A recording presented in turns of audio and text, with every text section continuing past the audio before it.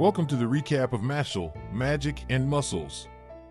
The story begins in a land where magic is commonplace and everything is done using magic. Even the people are classed by their magic power.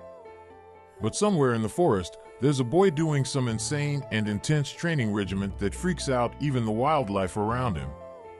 We are introduced to an old man named Regro who lives in the forest far away from other humans with his son. Later, his son Mashle, who turns out to be the same boy with the crazy training, breaks the door unintentionally while entering the house.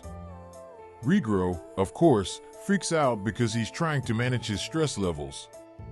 He asks Mashle if he's done with his physical training, to which Mashle answers yes. Then Mashle asks him why he does physical training only. Regro, in his mind, points out that Mashle is different since he can't use magic. He avoids the questions and decides to step out, warning Mashle not to enter the city. Mashle ignores the warning and bolts away into the city because he's hungry. He goes to buy some cream puffs, and suddenly a wind blows away his hoodie and reveals he doesn't have a mark on his face. An unknown man, named Brad, gets a call that an unmarked boy has been sighted. Meanwhile, Mashle, eating his cream puffs, encounters the magic police, who hits his cream puffs away from his hand and begins to harass him. Then, Brad appears in the scene and suddenly, Regro grabs Mashle away from there and heads back to the forest. As punishment, Regro orders Mashle to repeat his training routine. Brad uses a magic bird to track the two, and when he does find them, he attacks Regro and questions him about Mashle's whereabouts. We learn that the kingdom thrives with magic because people born without magic are eliminated. Regro remembers his life of failure, and just when he's about to jump off a ledge, he finds an abandoned child without a mark. At that moment, he decides to raise the child as his own. Back to the present, Regro cries out to Mashle to run away. Instead, Mashle blasts into the house and beats the two magic police with Brad. Amused, Brad activates a powerful spell he used to defeat a dragon in the past against Mashle. But Mashle slaps it away. Yeah, slaps it away. Like Paft. Shocked, Brad ties several spells against Mashle, but Mashle just plays with it. Then, Mashle picks up Regro's wand and throws it at Brad, while he activated a magic shield. Mashle's attack breaks through the shield, wounding Brad. This shocks and terrifies Regro as he only trained Mashle for simple self-defense. Brad proposes to make a deal with Mashle, to join a magic school to become a chosen visionary, which will make him acceptable to society and makes him live in peace with his father. On these conditions, Mashle accepts Brad's proposal/span. Taking a short break to say, if you are enjoying this video, subscribe to my channel. And don't forget turn on the notification so you can be notified when new recap videos of Mashle and other anime TV shows are published. The Magic School, Eastern Magic Academy, a very prestigious school with a very strict acceptance of 3%, is having its entrance exam, and Mashle, now sporting a magic scar on his face, attends the exam, following his agreement with Brad. The main examiner, Claude Lucci, looks over the candidates who came for examination and notices the ones from influential families. He became distracted by someone who is lifting weights erratically, and it was our boy, Mashle. He gets irritated about this slacker who is not studying or preparing for the examination. Claude also notices Brad and Regro trying to and failing to disguise themselves as trees. Then the time of the exam arrives and Claude appears before the new students with much fanfare, which Mashle criticizes and in turn annoys Claude.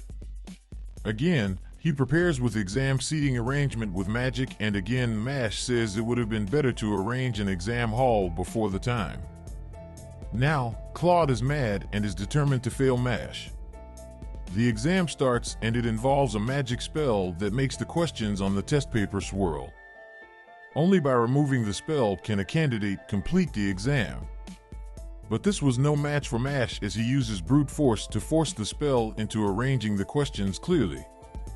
Mashle submits his answer sheet to a shocked Claude and passes this round. Subsequently, Mashle was able to use his brute strength to pass all the other exams, marveling at all the other candidates and even Claude himself. Feeling mocked, Claude decides to create a massive maze filled with traps for the students to complete in 30 minutes. Again, this is easy for Mash, however he was approached by a fellow candidate, Lemon Irvine, proposing they complete this task together to be efficient.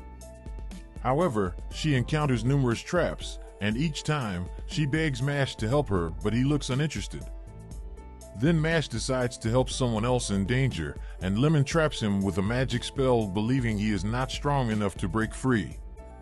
She says she is doing this to keep him from completing the task for her own goals. But Mash breaks free. Easily. He leaves her behind and runs to help the others. Then a huge Sphinx monster attacks Lemon, giving her a riddle to answer, otherwise she will be punished. Due to her fear, she wasn't able to answer and feels she deserved to be punished because of how she deceived Mash. Just then, Mash jumps in, defeating the Sphinx monster with one punch. Lemons felt sorry because she's delayed Mash and time has almost run out. Mash says it's no problem. Meanwhile, Claude, feeling satisfied he has a reason to fail Mash, hears loud noises and sees Mash blasting through the walls of the maze, reaching the finish line. The other student candidates started an uproar, saying Mash cheated, while Mash started to apologize to them. Lemon asked them to stop, saying that it was her fault for deceiving Mash. Feeling like he was about to be exposed, Claude threatened to fail both Lemon and Mash, saying he as an examiner has the right to.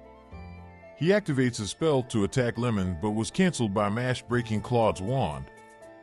Then the headmaster suddenly appears, taking over the examination and reprimanding Claude. He begins the next exam, an interview, and whisks Mash away to a chamber filled with other examiners.